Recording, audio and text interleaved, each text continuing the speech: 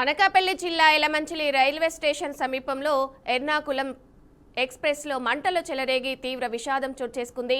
ఇక ఈ ఘటనలో ఒక ప్రయాణికుడు మృతి చెందినట్టు సమాచారం. టాటా నగర్ నుంచి ఎర్నాకులం వెళ్తున్న ఎర్నాకులం ఎక్స్‌ప్రెస్‌లో అకస్మాత్తుగా మంటలు చెలరేగాయి. ఇక అప్రమత్తమైన లోకో పైలట్ వెంటనే రైలును ఎలమంచిలి రైల్వే స్టేషన్ సమీపంలో నిలిపివేశారు. అగ్ని ప్రమాదంపై రైల్వే పోలీసులు అగ్నిమాపక సిబ్బందికి సమాచారం అందించారు. ఇక రైలు నిలిపివేయగానే భయంతో ప్రయాణికులు పరుగులు తీశారు. చాకచక్యంతో రైల్వే అధికారులు సిబ్బంది వారిని సురక్షిత ప్రాంతాలకు తరలించారు. ఇక ఇదే అంశానికి సంబంధించి మరింత సమాచారం మా ప్రతినిధి శ్రీను అందిస్తారు. శ్రీను, చెప్పండి, అసలు ఎగ్జాక్ట్గా ఏ ప్రాంతంలో జరిగింది ఈ ప్రమాదం అనేది, ఆ టైం కూడా ఏ సమయంలో జరిగిందంటారు, పూర్తి డీటెయిల్స్ ఏంటి?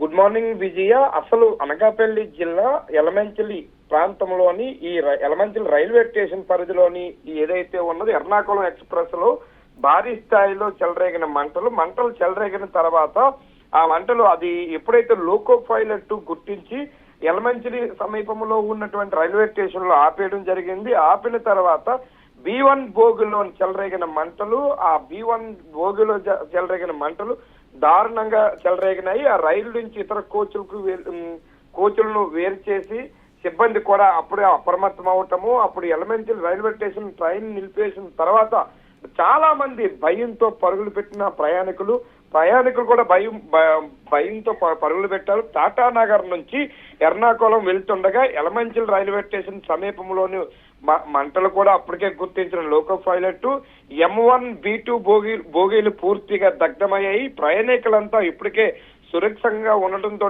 ఊపిరి. కానీ రైలులో ఒక 70 సంవత్సరాల వయసు గల ఒక పెద్ద ఆవిడ మాత్రము ఆ శవంగా తేలింది. అది రైల్వే పోలీసులు గుర్తించినట్టు తెలుస్తూ ఉన్నది. రైలు అగ్ని ప్రమాదంపై విచారణ చేపట్టారు. ఇప్పటికే రైల్వే అధికారులు కూడా విశాఖ నుంచి విజయవాడ వైపు వీళ్ళు ఇప్పటికే రైలు కూడా ఆపేశారు. 2 బోగిల్లో కూడా దారుణంగా మొత్తం పూర్తిగా దగ్ధమైంది.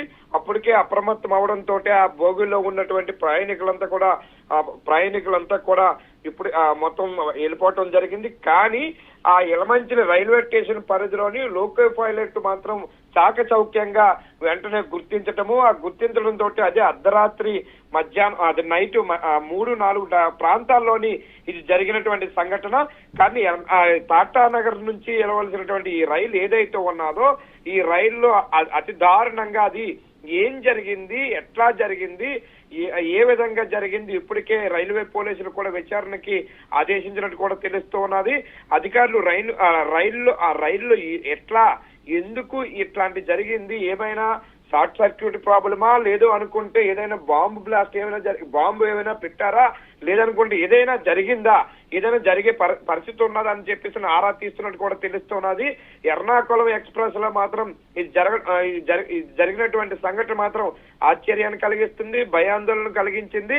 ఇప్పటికే అది కూడా లోకో పైలట్ మాత్రం చాకచౌక్యంగా ఆపకపోతే మొత్తం ట్రైన్ అంతా కూడా ముట్టిపోయే అవకాశం ఉన్ను. చాలా భారీ స్థాయిలోని మొత్తం ఏదో జన నష్టం అయితే జరిగే పరిస్థితిని అదుపులోకి వచ్చినట్టు తెలుస్తూ ఉన్నది. కానీ లోకో పైలట్ చాకచౌక్యంతో మాత్రం ఒక ఎవరైతే ఉన్నారో 70 సంవత్సరాలకు సంబంధించినటువంటి ఒక మహిళ మృతదేహం వెలికి తీసినట్టు కూడా తెలుస్తున్నది Vijaya. Right, thank you Srinivas.